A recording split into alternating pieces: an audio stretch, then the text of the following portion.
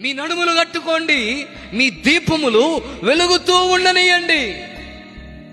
ఎందుకు వెలుగుతూ ఉండనియమని చెప్పాడు అని అంటే, కొన్ని దీపాలు ఆరిపోతున్నాయి. ఆర్పేసేవాడు బయలుదేరాడు, ఆర్పేసే పరిస్థితులు బయలుదేరినాయి.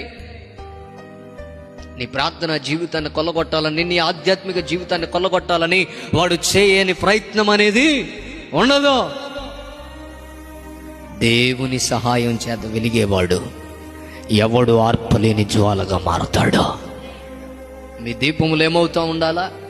వెలుగుతూ ఉండాలి, వెలిగించబడాలి. తిమోతితో చెబుతున్నాడు, నీకు కలిగిన దేవుని కృపావరం